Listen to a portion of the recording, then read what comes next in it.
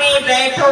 उनकी लगातार संगति से तेरे अंतःकरण में सारे विकार जो भरे पड़े वो धीरे धीरे खाली होते जाएंगे और कहा सद्गुण उसमें समाते जाएंगे। और जहां पूर्ण रूप से विकार समाप्त हो जाएगा वही ये मन प्रभु नाम में रमण करने लगेगा। ये मन भगवान के नाम का अमृत पीने लग जाएगा। और प्रभु नाम से बड़ा अमृत कुछ और नहीं जो आत्मा का कल्याण और मन को शांति देने वाला है। और वो इसी मनुष्य जीवन में पिया जा सकता है। ये ना सोचना गाय भैंस गधा कुत्ता बन करके पी लेंगे। ये शरीर उस नाम रूपी अमृत को पीने के लिए उपयुक्त नहीं है। मनुष्य शरीर एकमात्र जिसमें प्रभु भक्ति का अमृत ग्रहण किया जा सकता। हमारी आप सभी से यही अर्जी है, मानना नहीं मानना आपकी अपनी मर्जी, क्योंकि जीवन आपका अपना है।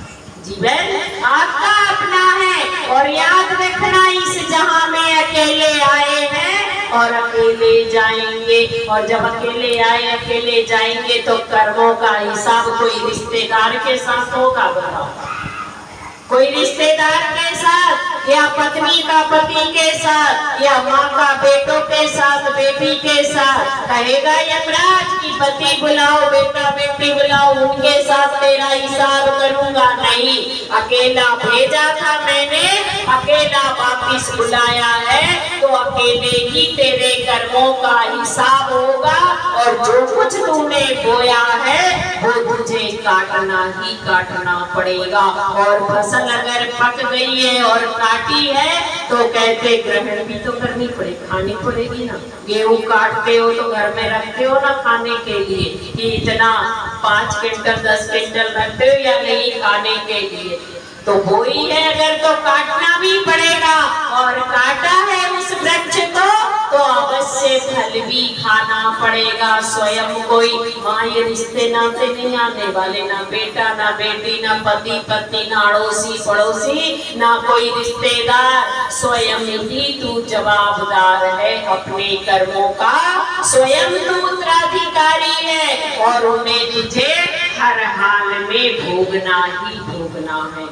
इसलिए ये कर्म बंधनों से अगर कोई बचा सकता है तो एकमात्र परमात्मा का नाम। भगवान कहते कि जन्म पर जन्म बीत जाएंगे पर कर्म बंधन से मुक्त नहीं हो सकता। तो अगर मुक्त होना चाहता है तो मेरे नाम का सुमरण कर, मेरे नाम के सुमरण से मेरी कृपा दृष्टि प्राप्त करेगा।